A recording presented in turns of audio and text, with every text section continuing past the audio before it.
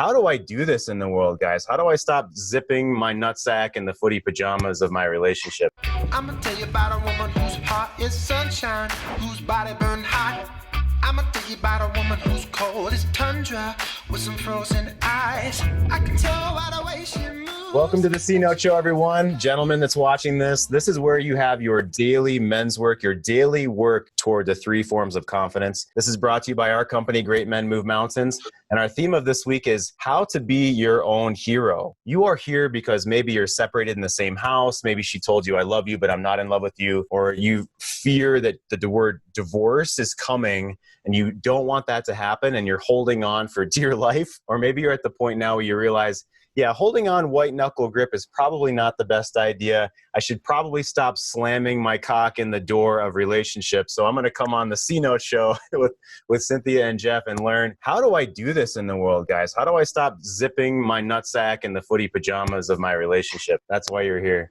And Miss Cynthia Cruz is the only woman allowed on this show, our feminine perspective. We're both professional coaches, and so thank you for being here, Cynthia. I appreciate it again. Thank you so much for having me, and happy Wednesday. I can't believe that I've had the honor of sitting here 48 times. It is truly magic and truly powerful. And thank you for being here today. Yeah, absolutely. Thank you, Cynthia. This Friday is our 50th show, 50. We've asked some of our regulars to come on and share their inspiration over the past 3 months, their inspiration, their fire in life, what they want to share as a legacy to you, the man who's watching this, maybe a year from now, 10 years from now, right? We want to pass this forward. My goal and our goal is that a generation from now, we all as men know we need to be in a tribe of men like this to learn how the hell to be in modern relationship, how to be passionate and connected and confident without being the nice guy, without overly placating, or without those covert contracts that Dr. Robert Glover says that we think if we do these things in the world that we're just entitled to have a perfect life, which we know is everything from the truth, right? It's far from the truth that if we're perfect, which is impossible, that we're going to have the love and affection and perfect life that Disney tells us that we're supposed to have. Okay. So what we need to know is how to have the 3 forms of confidence like we teach on this show and all of the other tools that we dive into the shit. We dive into the shit and then we bounce back up off the bottom of the pool with a perspective and an exact plan of what to do. Today, we're going to talk about how to be your own hero. And what does it mean to have spirit sourced from within ourselves and to have legacy in this chapter of our life? Even though if it's a shit show right now, we want to know how to move forward and have legacy and be proud of ourselves when we look back at this place. We're going to talk about the 7 pieces of a woman's pie today. We wrapped those up, the 7th one yesterday. And we're going to apply those to our opening questions. What to do when you feel attacked, and what is the 3-sentence hero sandwich that I unveiled yesterday. And so let's start off. Before we go into our comedy this morning, I've got some comedy of what if Google was an actual guy. I've got the third episode of that. I skipped the second one. I wasn't a fan of that one, so I went right to the third one. And our theme of this week, of course, is how to be your own hero. You are starting to rise. And so we have some questions from the forum I want to share. We've got a gentleman, Kris, who's going to come on and highlight his show. He's going to ask us a question and share with us where he is today as well. And so before we get to Kris, we're going to share some comedy. Right after, here's a few short questions I wanted just to compile for today. As a recovery nice guy, I found myself qualifying my saying I was good. So when I say I'm good, I'm qualifying that because I knew she wasn't good, but truthfully, I was feeling good. So if I'm feeling good, but she's not, how do I handle that? Or if I'm a nice guy and I'm trying to own my own feelings, but she's not feeling good, how do I deal with that? Second one is, she said I'm in a boys' cult and they tell you what to say. She will defend and avoid the question because of her pain. So his question, and gentlemen shared this over the past couple days and yesterday. If we have time, we're going to have him come on the show again today. He said to her, "You look pretty." And she said she was disgusted and she looked repulsed when he said that. And so he's asking, how do I follow up with her and ask her what's underneath that for her? What's underneath this disgusted look that she gave us? And her go-to is, I already told you we're done, so don't focus on me, focus on the kids. And he thinks that if he asks her to follow up on that at a later day, right, with more than 1 day later, but less than a week later, that she will defend and avoid the question because of her pain. That's his guess, and I think that's a pretty good guess. We're going to talk about that today. And the third one, I felt sorry for myself. It's not about me. So what's going on is not supposed to be about me. I read in this book, No More Mr. Nice Guy, and I hear Jeff and Cynthia say, you know what? It's not all about me. All of her personal attacks are not all about me. Well, how's that the case? I got angry and then felt shameful afterwards. So anger is really getting in the way for this man. I know exactly what that's like. I need her to let me lead my family. I need to control my temper and silence the little boy. Why do I need to change and she doesn't? Why do I need to change and she doesn't? That's a question that I think all of us men have come to, that of, why do I need to do all this work? And it doesn't seem like she needs to do any work, right? And I'm going to open this up with, it's our job to lead in the world as men with our masculinity. It's our job to lead in the relationship. And guess what, guys? You have been leading. You just maybe didn't know it, or you've been leading on autopilot and didn't realize you're leading in a giving her the reins kind of way. If you lead and say, you know what, you do everything, you pay the bills, you said you want to control everything, so I'm going to allow you, if you will, or I'm just not going to say anything, and you let her take the reins, that you led that energy without even knowing it.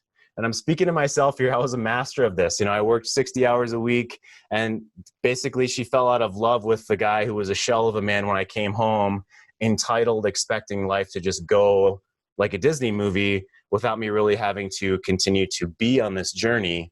Okay, because I didn't learn this from my dad. I didn't have a tribe of men like this. And in 2015, my relationship exploded. And that's when I found this work, when my face was in the mud, when I needed other men to help me pull out of the mud. And that's why we're here. And speaking of our face in the mud, I'm going to share some comedy to start us off.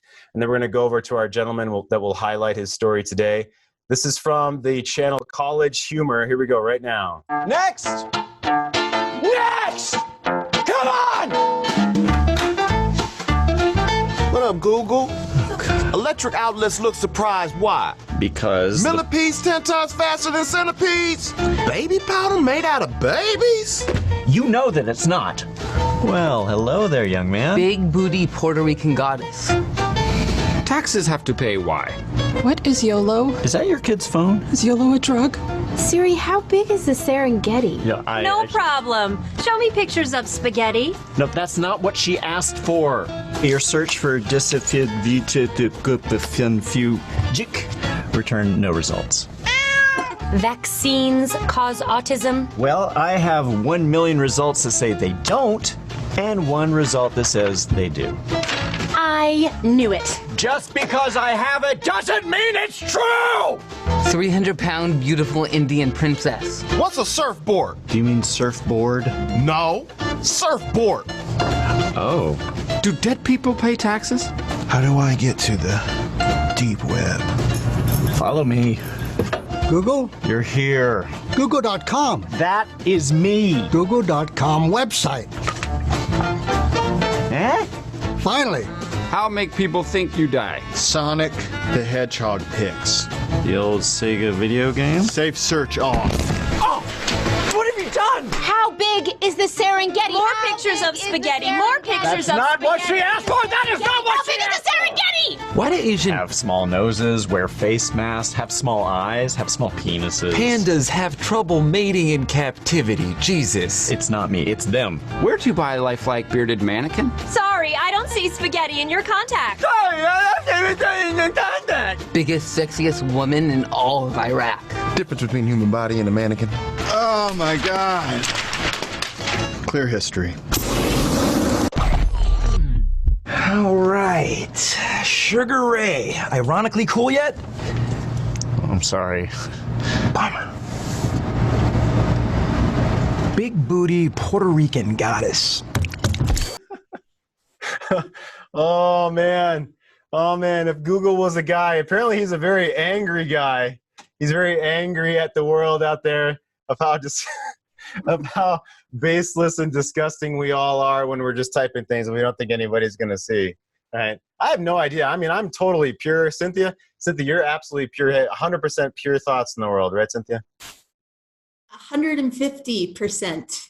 Always. That doesn't make any sense. 150% doesn't make any sense. Well, I mean, yes, I honor your emotions as a female. I'm not trying to make logical sense. Yes, I know exactly what you mean. I hear you at a deep level. Yes, it's not about the nail. I hear you. Absolutely. It's oh my gosh. I have at least 2 more of those if Google was a guy, so we're going to share some more of that in the future. I want to honor you men that are here already today, and then we're going to jump over to our highlight. Gentleman Kris today is going to share with us a little bit about what's going on in life, right? We're here to talk about life, to be fucking real, to dive into the shit. No holds barred. That's why we're here, gentlemen. So guys, thank you for being here. Randy and Rueben and Rob, you guys are phenomenal. Kris, Pat, and Patrick, of course, and Kent, Joseph, and John, and Brett's here, and Harry's here. Brandon's here, and Andy and Andrew are here. That's Hans. One of those is Hans. I'm learning. Andy and Hans are here. Look, good to see you, bud. Yeah, I see you're painting again. I love it. So cool. So Kris, yeah, come on in, please. You know, we start off lighthearted, and we're happy to dive into the most painful shit if you need us to be. Otherwise, if you have a question right off, man, let's go right into it. So, welcome on the show, Kris. Good to see you. Thanks. I didn't really have a question. I was just commenting at the time of whatever someone was talking about, just because I know that I was there, and I just something I battle. Became aware that I'm just still battling with being a nice guy. Yeah. So part of your journey. It's so part of your hero's journey, right? Right. And so I know with my wife, when really in kind of we've been separated over a year now, but really in the thick of it, like I was really feeling, with going through a lot of the work I was doing at the time, I was feeling really good. But she was still like, because she got into an emotional affair, physical affair, and then they broke up, and then she was still right around the same time she wanted to leave me. And so she was really kind of going through it, but I really felt really good. And I would find myself, she would come and want to talk to me. And, I know that she was in pain, yet I didn't want to say like, yeah, I'm feeling really good where I'm at. Because at the time it was really like, maybe only 3-4 months since we had separated and, or less. And I found myself saying, oh yeah, I'm feeling sad too. Or I feel like, but really inside I was like feeling good. So I was almost, ashamed to be nice. And like, I didn't want to hurt her feelings or her to feel a certain way. Like, I've moved on, I'm feeling good. And here you are still, feeling like shit. Yeah, I hear it. So let me ask you, Kris, how did you get to that point of feeling good, right? There's definitely men here that can relate. I can relate. I understand. And so how did you get to that point of feeling good, regardless of what she was going through? Yeah, it was really just like being present, like the more you kind of get stuck in your thoughts, either thinking of the past or the future. And then that's really the time where you really, get stuck in shit, right? But so I was really just focused on being present. So if I'm in present mode, then you're not really thinking of the past or the present. Or the future, sorry, you're just in the moment. So it's that, mountain lion, as Steve would say, was just being, if I knew she was coming over, I just, took 5 minutes, just meditated, just silenced myself. If I knew she'd call, or she'd call and start going, I would just take a breath and just kind of center myself. And, I'm not saying I was perfect. There was a few times where, I lost my shit or, and, went backwards, but that was really the way I would do it to really stay centered and be okay. Nice. So you had a little meditative process there of centering yourself. Did you picture something? I'm going to give a few examples of how to do that here in a moment, but Kris and I didn't talk ahead about this, but I've got a few examples I share with my clients. So Kris, what did you do to center yourself? What does that mean? Well, for me, it's pretty, I'll do what I teach people is really, because for me, I've been meditating for 20 years, so I can get calm fairly, easily. With what we took a lot of practice, but what I would teach people is just think of something that they enjoy doing. So maybe it's like a special golf course, or maybe you love the beach. So it's a really calming place for you to be. That I tell people to get there. It's a good way to help people fall asleep too, really. Yeah. So there's a gentleman who happens to not be on here today. We talked about something like this where he was practicing what he wanted to say or how he wanted to come across, how he wanted to be as a man. And he was all like, well, I want to, and he's, statue, like dead face and kind of fearful, just even talking with me about it. And then we talked about a card game that he loves. Like, oh yeah, this card game. And this is how you play. And I said, yeah, that energy when you talk with me about the card game, can you put your mind on the card game when you're talking with her, or go back and forth so you can relax yourself? Is that kind of what you're saying, Kris? Like find something that you enjoy to... Yeah, that's a good way of looking at it for sure, because the more you try not to fuck it up, you fuck it up, right? Yeah. If you're focused on the negative, you're probably going to make it happen. Yeah. Or just trying, like, if you rehearse it, then you're kind of focused on that rehearsed version versus really coming from a more authentic, like loving present self, right? Good. So that's phenomenal. So real quick, and then I'll ask you another question. What's underneath that, Kris? Of what's underneath, why are you worried about if you're good, right? And it's kind of, I say it's a dumb question because, you don't want to come across as an asshole and this kind of stuff, but just let me share for the guys really fast. So one vision is that there's an emotional bubble around yourself, and I'd love for Cynthia to jump in about this too. There's an emotional bubble around yourself that's permeable to whatever you want to come through, but no one else's emotions can come through unless you want. Okay, you actually envision that. You go to the bathroom, splash water in your face, envision a bubble. Another one is that you have doorknobs that face out from yourself. And these doorknobs, where anyone can come up and rattle the doorknob or try to open a door into you and dump shit into you or dump emotional pain into you or influence you. What the envisioning is, you turn those doorknobs to the inside. So you are the one that controls the emotions and when you open a door to someone or not.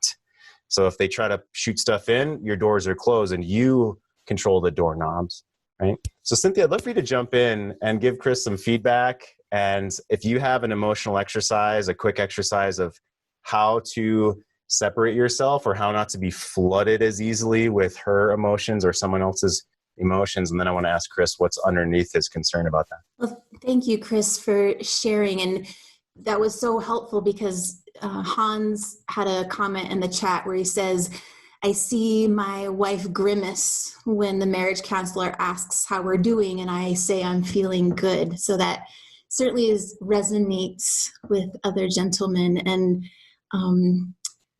I truly appreciate the humanness in you, Kris, who is trying to balance the idea of like we don't want other people in our lives to feel like crushed or alone around us, no matter what's gone before, and that we also want to be a spiritual guide. We want to move emotionally forward. We want to stand in our own power. And I love that you have found like a presence practice through all this and a center anchoring.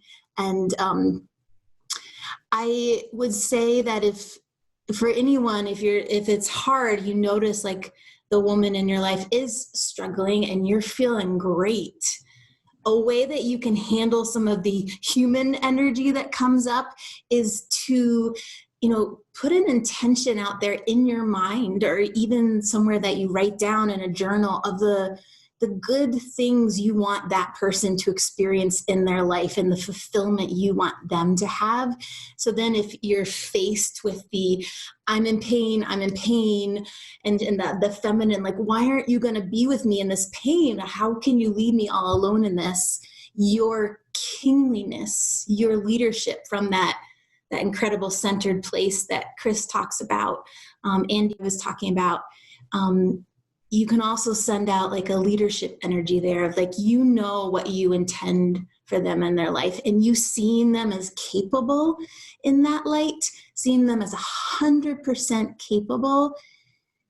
She's asking for one thing, but what she really wants is for you to see her in that way. Thanks. That's good. Yeah, good. So Kris, I that's a great thing. I was going to say something around that as well. Cynthia, thank you so much. Your kingly energy and then seeing her as capable, seeing her as capable is incredible. I'll add one little tip. You can share multiple emotions when she asks you that question or when you're within therapy, Hans, as you can say, a part of me feels sad about this and be honest.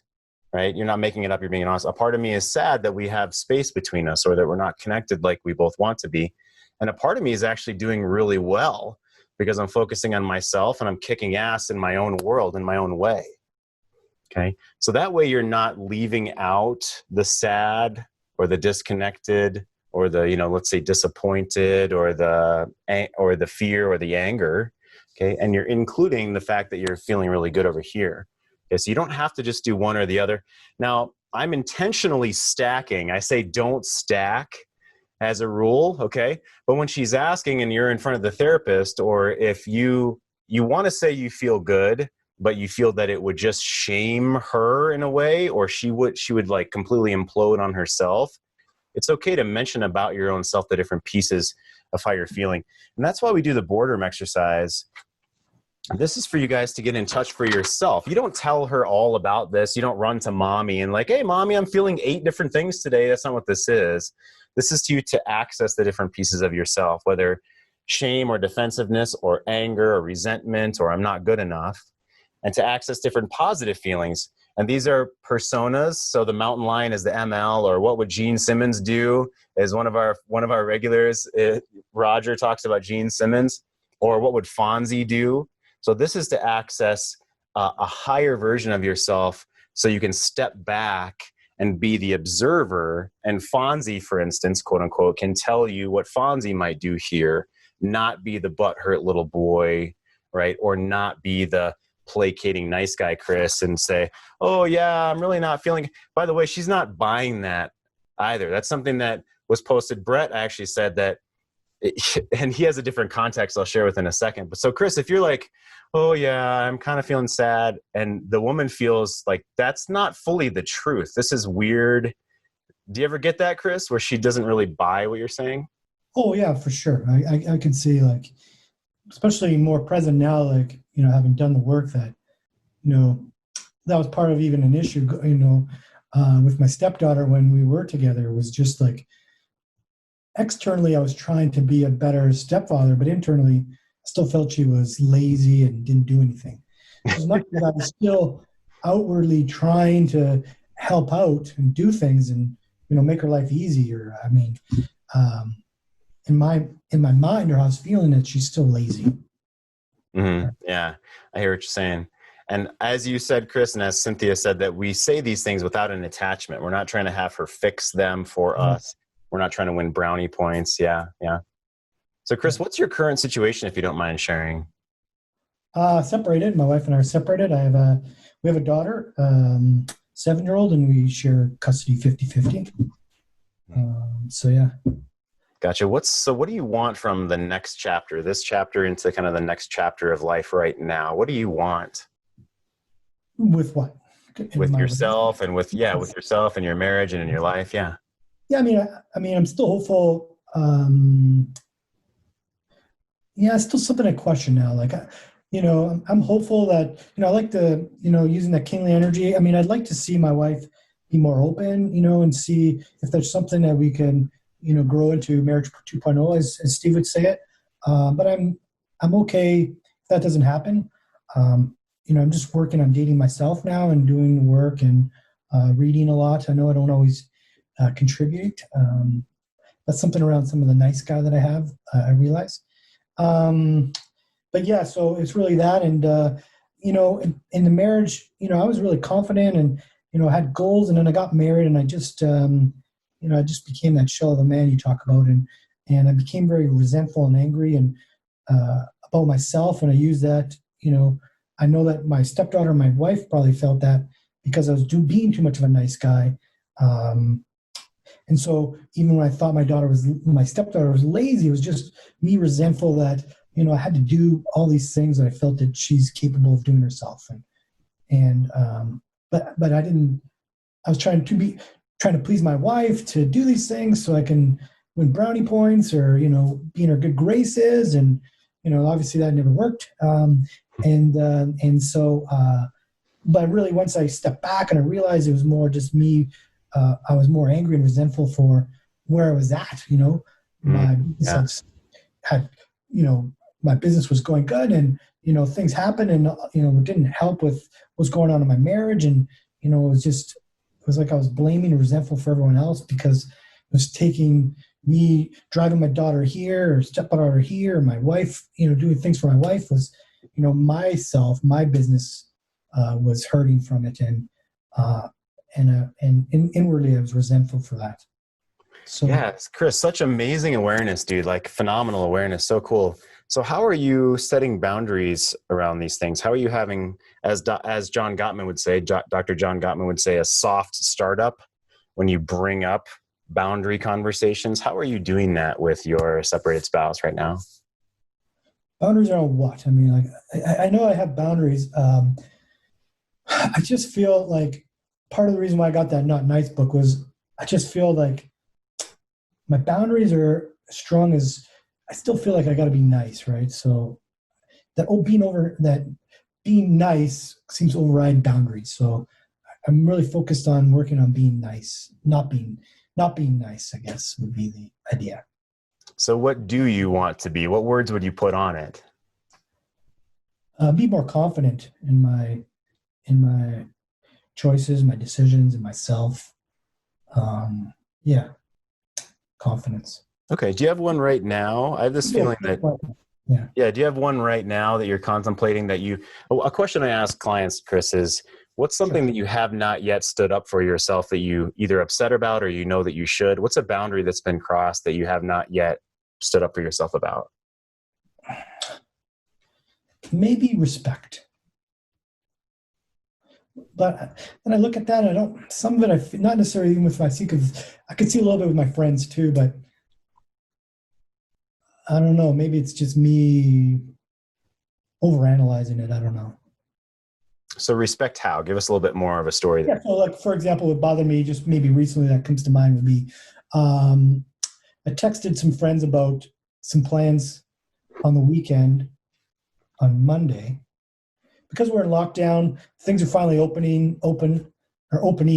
So like restaurants open today, or at least patios. So I'm like, let's put a plan together because we're going to need reservations.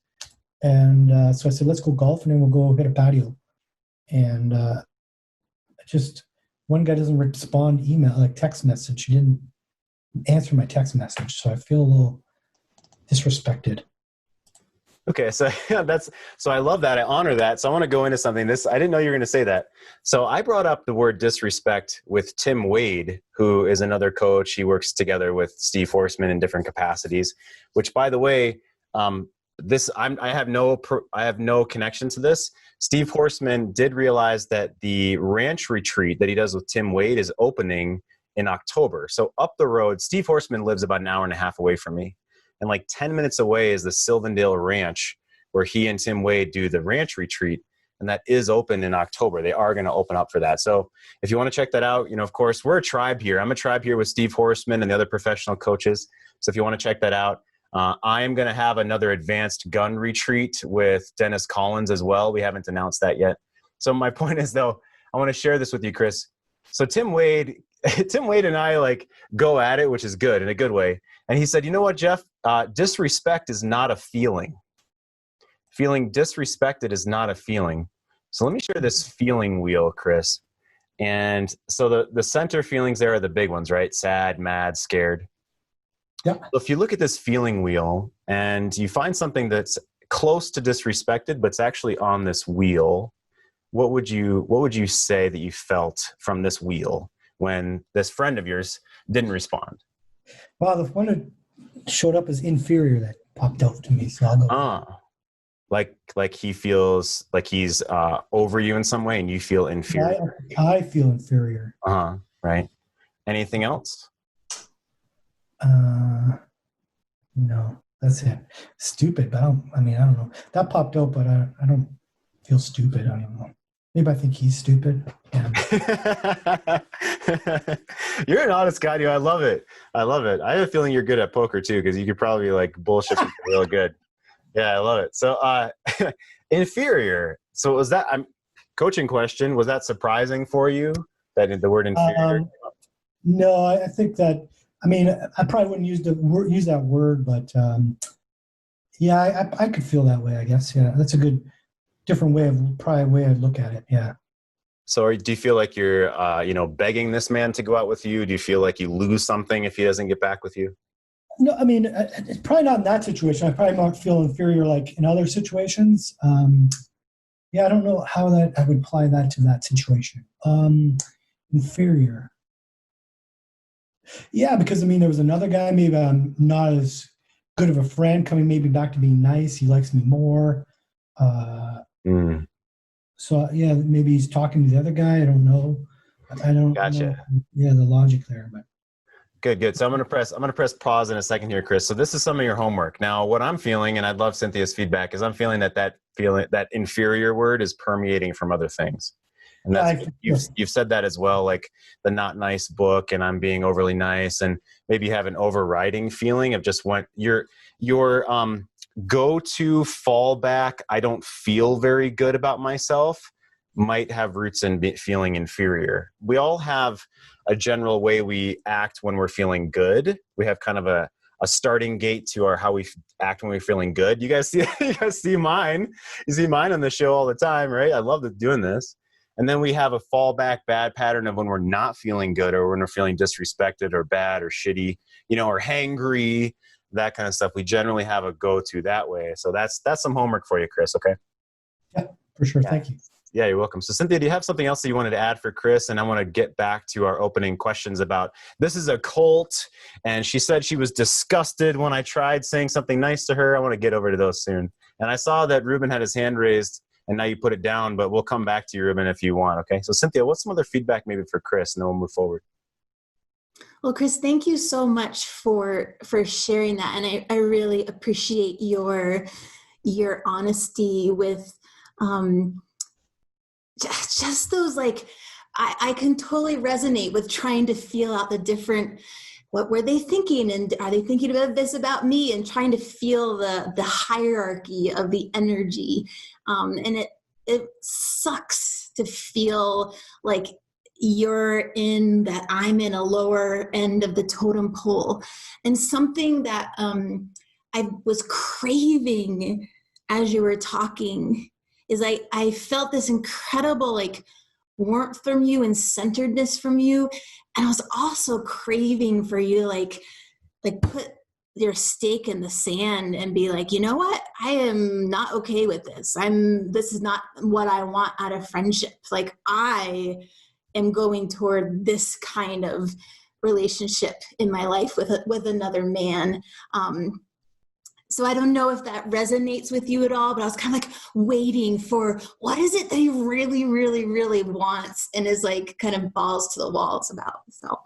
Yeah, I love it. So Kris, I'll add, and I think Cynthia is saying for yourself, right? You don't have to get in this man's face. It's for yourself. Okay. If someone doesn't get back to me, it's like, next, move on, make other plans. There's a man on here today. I won't say his name right now, who we texted a few days ago, and his separated spouse is kind of bullshitting him around and canceling plans at the last minute and being like ho-hum about plans, not solid and everything. And she doesn't really seem like she wants to be around him. So I said, maybe now is the time to pull off the table the plans you suggested for 2 days from now, when she's already saying, well, maybe I can't make it. I don't know, blah, blah, like being really non-committal. Okay, if someone's non-committal, maybe pull that shit off the table and say, hey, that's cool. That's cool. I have other things to do over here, and I'm going to make other plans anyway. Let's cancel 2 days from now, and let's try again, in the future. And like, go make other solid plans, either for yourself, right? Or with other people that are going to get back to you and be more responsive. So owning what you want, you don't have to try to be, like overly nice. Oh, he doesn't like me. You know that, Kris, already. So that's my thoughts there. And so thank you so much, Kris. And Cynthia, let's move forward. I want to throw this question about, she said I'm in a cult. By the way, this woman right here is in fuck you mode. I was talking with Cynthia about that earlier. There's a woman will grieve, and she'll hint, and she'll think that she's getting her point across when maybe she's really not, guys, right? She's hinting, and she's trying to connect in her way, whatever her ways are, less direct or more direct. And when the things aren't going well and she's not getting fulfilled through the relationship, through the 7 pieces of pie that we've talked about and we're going to continue to talk about with Cynthia, when she doesn't feel fulfilled, she feels almost a betrayal, and she starts to grieve. And when she's done grieving is generally when she says the D word or I love you, but I'm not in love with you, or that's, we're like way behind the fucking 8 ball by the time she is direct, because she's just kind of done with the hints. And I want Cynthia to jump in. And that's when we start to grieve. And that's when we start to try to change. Brett said that his ex would not buy it if he was a different man. And this man who's posting this question, and he would agree with me, I think, is that he's been messing up for a long time. And now his wife is in fuck you mode, or fuck it. You're in a boys' cult, and I already told you that we're done, so don't focus on me. And he's trying this, you look pretty, and she said she was disgusted, and he wants to follow up with her. So Cynthia, I want to ask you, how can he follow up with her? We talked about this on yesterday's show, and actually have it go well. If she's like, look, man, I told you that we're totally done. I don't ever want anything again with you. When you look at me more than 1 second, it's disrespectful to me, and I don't want you to think any sexual thoughts or intimate thoughts about me at all. I already told you that. Okay. How can he, in your professional opinion, as a woman, move forward from that amount of like defense and fuck you mode on her part? What do you think, please? Well, that situation, like it always hits me that the second day, how painful that is to have anyone say that to us. So I'm so sorry that, Rueben, you had to go through hearing that when you're offering this gift of seeing her and appreciating her. I want to go back to every woman beneath the layers of fuck you, of the pain, the anger, craves, yearns for, is hungry to be seen. And I would invite, in this situation, as like Ruben's like practicing these steps with her, practicing holding her in high regard, that, it's the same thing, kind of having an intention for her, how she can receive love and appreciation in the future. Imagining in your mind's eye, how her face might light up if she could truly take that in. And I think that's a way to give and to move the ball forward. Also seeing her as capable of moving through the layers of pain and anger, capable of receiving, capable of being in that feminine place again, where she can be fed in something that she is starving for always. Yes, Cynthia, I'll jump in, and this is for Kris and every man that's on here. I want to ask you, Rueben, do you actually believe that she can receive you in a capable way, with her own agency, like Cynthia was just saying? Do you believe that it can have the possibility of being received in a positive way? 150%, like Cynthia said before. No, I wouldn't be working on myself, and first and foremost for my family to be together. If it doesn't work out, then so be it. But yes, I do 100%, 150% believe that, this is going to, be a benefit to all of us. Good. And do you believe that she can actually receive your small bits of attention in a positive way? Yes, because in my opinion, actions speak louder than words. She may have said all that, but later on in the day, she made every meal I like on Father's Day. So her actions spoke louder than her words. I've heard that already a million times over the last 7 months. They hurt a lot more in the beginning. They don't hurt as much now, and it's just not that I'm calloused about it. Now I'm starting to feel compassion, and I start to understand that, I created this through some of my actions. This is her issues, but I was pretty mean on my own part in the past. So sometimes you gotta make your bed and lay in it for a little bit. So I can do that, but what I'm doing now is working on myself, which is awesome. I have so many thoughts that I've never even thought of before, but at the same time, I can have all these different tools to be that emotional partner for her, like her cup, where she can, come out, she can release into whenever she's ready. Yeah, so cool. Rueben, I'm press pause for a second. Kris, I saw you had your hand up. If you want to come in, please do. So Cynthia, what's your feedback for Rueben? Yeah, Kris, come on in, please. Yeah, my only thought would be like, I can't compare it necessarily, but sometimes it might be the way, if he's, and it doesn't sound like it, that's why I maybe lowered it, but sometimes the way you're being, the way he's being with his wife, she kind of gets the sense of what, like the underlining, how he's trying to push this goodness on him or push, this material. Because I can only relate, maybe my friend and I did Landmark for him, and if you've heard of Landmark, you either love it or you think it's a cult. And for me, I just went about my actions, and people wanted to join and took it themselves. Whereas he was had an agenda, you have to do it. It's life changing. You got to, and nobody that he recommended went through it, right? Or very few, because of the way he was being and in the situation. So I don't know if that makes sense. Yeah, that does make a lot of sense. Thanks, Kris. I appreciate it. So you're just putting on the table that us men, we need to be aware of if we're trying to force it down someone's throat, and just to be honest with ourselves of what our motivations are, right? Especially in that moment.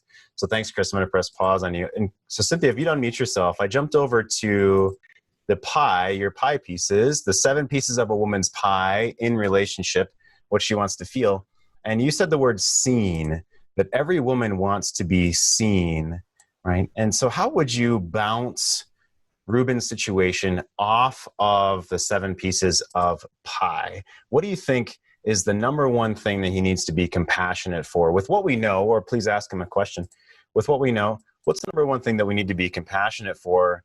Like how her shields have come up, and maybe where because his follow-up question is, how do I ask her to share with me more than that's disgusting when you look at me and say I'm pretty? How can he start to find a way, just to even begin back in any form of connection with her?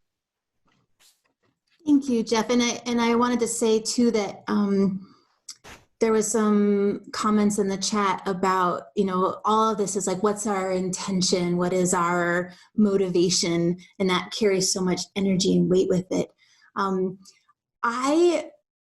Rueben, I love you just have excitement for growth, learning. You embody hope, which I think is incredible because of what you model, but also that's exactly the piece of pie that I feel your wife needs most. And it's that feeling of hope, feeling that thought she can have in her mind. And you know what? Everything's going to be okay. You know what? Things are expanding, growing. There's change. There's transformation. It's not just life has happened in this way and then, it will go like this forever. And I don't believe that she is in that kind of momentum in the moment, but the way you can continue fostering this is exactly what you're doing, is your work. And just keeping the momentum of hope and expansion there, and talking about, what you are excited about, excited for, what visions excite you. Asking her, what was exciting about your day? What are you hoping to do tomorrow? Those are some things that can start to put that piece of pie on the table. So cool. I was taking some notes of what you were saying just there. You know what? Everything's going to be okay. There's change, there's transformation, and she may not be in that momentum in the moment, but the way to foster this is to keep up your momentum as a man in hope and expansion. So cool. I've been chatting a tiny bit with Andy, and I'd love for him to come on. I haven't had a chance to read all your chat, Andy, but I'd love for you to come in and share if you have an example of this type of place that you've been through before. Can you unmute yourself and come on, Andy? I've actually been in a different conversation a little bit with Andrew about it, so ask me the question again. I'm not quite focusing on it. Yeah, it's okay. So I was noticing that you're doing a lot of chat. So just bring us up to speed on what's appropriate to share. I'm not asking you to share something private, but you've had quite a bit of back and forth, and I'd love for you to share when you were in a spot, let's say with your co-parents, right? And there was lack of trust. That's a big thing that you've talked about, is there was lack of trust on both sides. How did you start to move into that space of wanting to be connected to her, to hold up your own momentum and your own hope and expansion, not attached to whether she comes along or not, but how did you take those first steps into attempting to be even available to rebuild a connection with that woman in your life? I think one of the biggest things I learned, because I was talking to Andrew about the importance of learning to listen to what she's saying instead of, I used to react a lot and get defensive. And I was thinking a lot about it with the Conversation C-Note show yesterday as well, is that it's how when we are in a conversation, we might be with our partner, for example, and we see or hear something that she does, and immediately what we naturally do is we tell ourselves a story of what she means behind that. And whether the story is real or not, immediately that we've told ourselves that story, what we do is we then develop feelings about it. And then from those feelings, we can quite often react. So say we're in a conversation with our wife and she mentions something and it's literally because she's not feeling in a safe place, but we feel that she's criticizing it. Well, we've made that she's criticizing us. We've immediately made that story that she's criticizing us. So we start feeling like defensive and we'll act in a frustrated or defensive way, or we can get angry. So one of the things that I learned to do is just to be aware that after I heard or saw what she was saying, I think, what's my story here that I'm making up? And I'm questioning, is that the right story? And so I will try to listen more to develop or ask her what she means by it before I get my feelings coming through, and that will then prevent me acting. So it's more about what's helped me is that I try to change my story in my head about what I think about the situation. Like, try to base it on facts. I love that, Andy. That's fantastic. That's so good. So that goes along the lines of, what do I know to be true? And the go-to story that you and I teach men. And so Andy is coming under the fold. Andy Malloy and Jason Bradbury, who doesn't happen to be on today, are two gentlemen that are doing coaching with me, right? So our tribe is growing so fast. My private book is so filled, honestly, which is fantastic. And I squeeze men in when I can, and I work overtime to bring other men into the fold. And if they want to work one-on-one, I try to squeeze them in. But I'm so busy that I need help with this. And Andy and Jason Bradbury are two leaders in the forum already. They've been moderators. And of course, Cynthia Cruz does one-on-one coaching as well. And she does wraparound coaching. And we're creating digital products. And we're going to write a book here. We've got a book that I want to title, How Anger is Killing Your Sex Life. And so, Andy, what you said right there is beautiful, of being in that story of curiosity. So if we can default back into the story of curiosity of our own self, curiosity of their situation. And so I want to share a 30-second story. I thought about this on the drive this morning, Cynthia, when I was going back from the park, which is, so when Cynthia moved in with me, there's only one toilet in our house where when you put the lid down, it doesn't slowly come down on its own. It actually will just free fall and crash down. And that's the one upstairs. And for the first month, this crash was happening. You hear it through the whole house. And I said, how am I going to, okay, I think I know what's happening. Cynthia's just pushing the lid and it's smashing down. And none of the other toilets do that.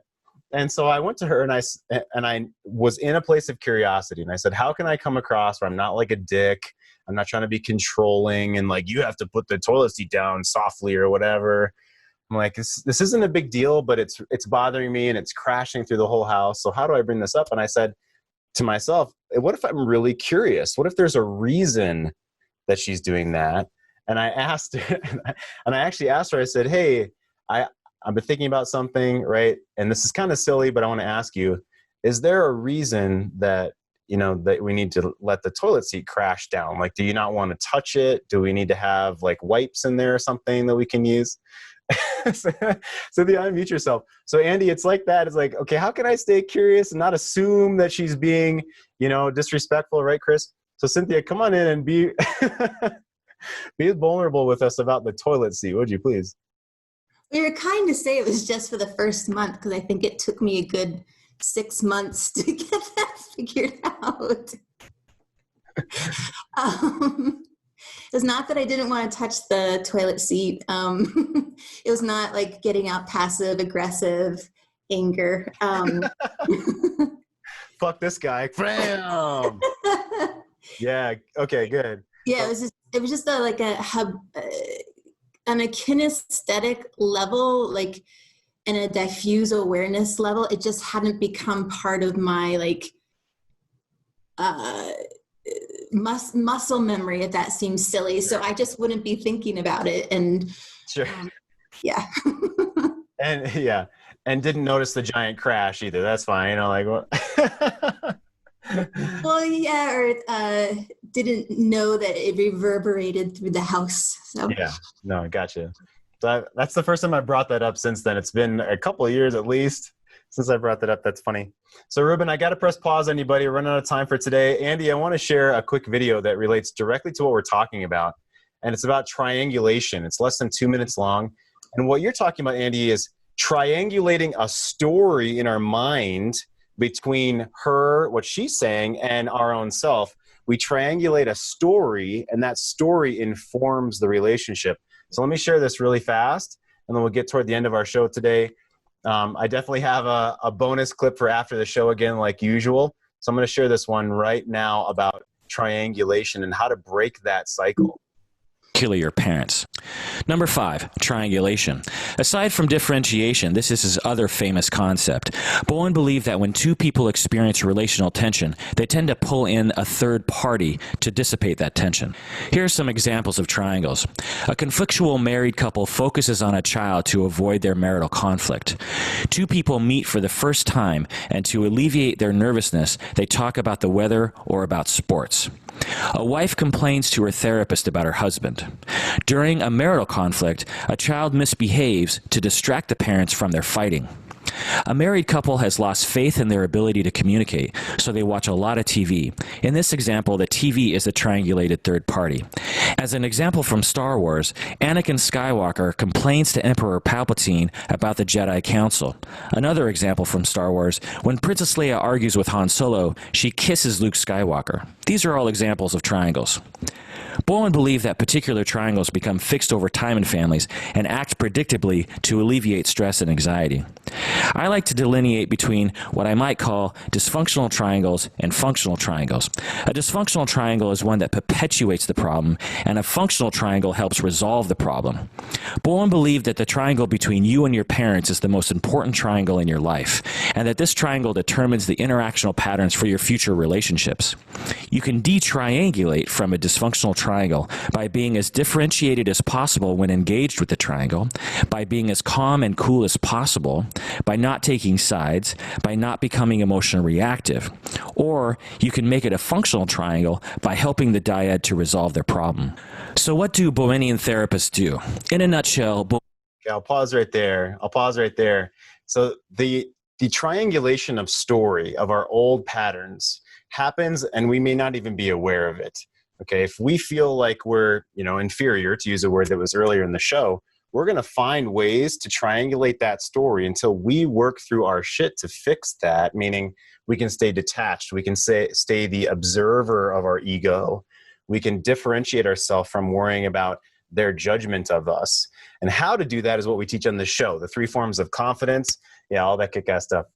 Love it. So we're going to wrap up our show here today in a moment. I want to say, yeah, Randy in the chat's like, Jeff, you could have just bought a friction toilet seat that went down slowly and you wouldn't have to worry about any of that stuff. Look at Randy swoop in and defend Cynthia. That's totally true. Totally true. I could have just done that. I could have just not said anything, right? And bought something to try to fix the issue, right? Or I could have done both of those things, which I haven't done. I still haven't bought a friction toilet seat for the damn upstairs bathroom. I still could do that. Right? So Cynthia's smiling like, yeah, I like Randy's idea. Randy came to my rescue. Thank you, Randy. Look at you. So cool. Cynthia, please, let's honor our men. Any closing thoughts, please? I would love for you to share, and we'll honor our men for today.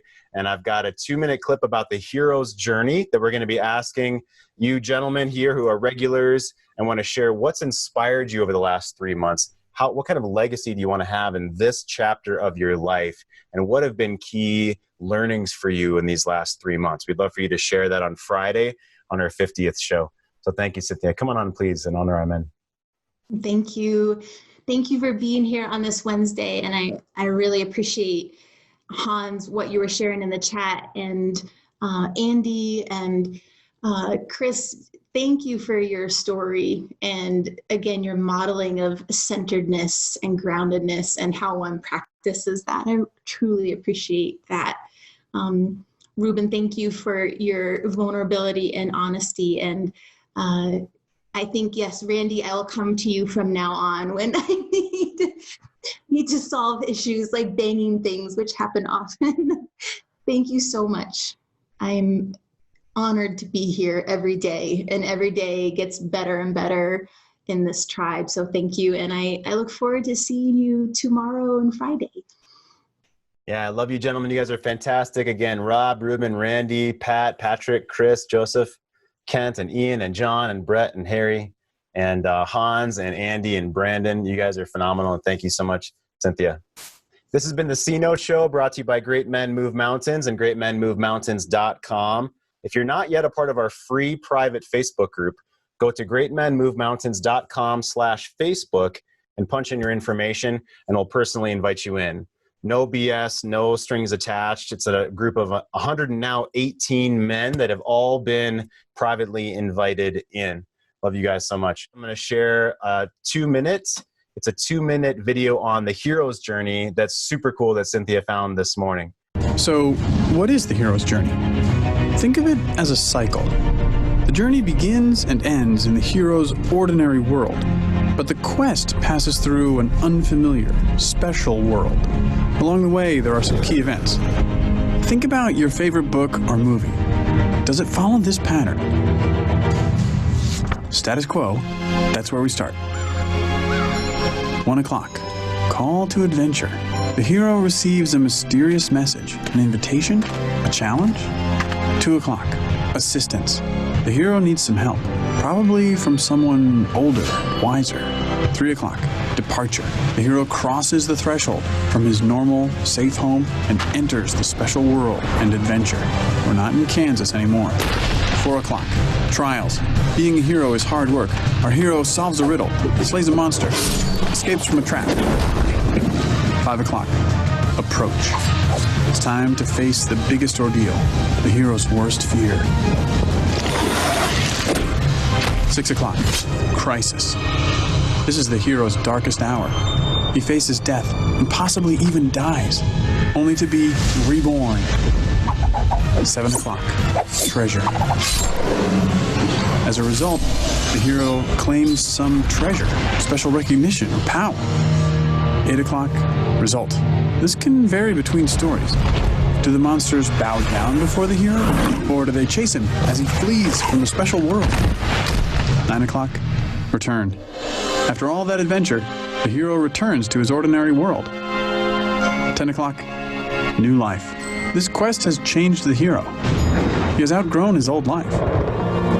11 o'clock, resolution. All the tangled plot lines get straightened out.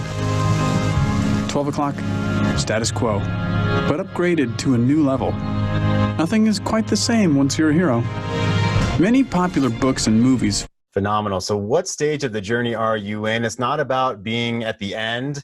And as David Data says, we're always on multiple journeys. We always have a different mission. whether it's this week, this month, this year, or this decade, you will complete certain journeys, and then you want to make sure you start another one. I spoke with a man yesterday who finished a journey and then went on autopilot over the last 10 years, and it's put his relationship in a bad spot because he didn't have his own adventure and his own battle, right? So we always have to have our own battle and our own adventure, and we want her to be the beauty that we behold.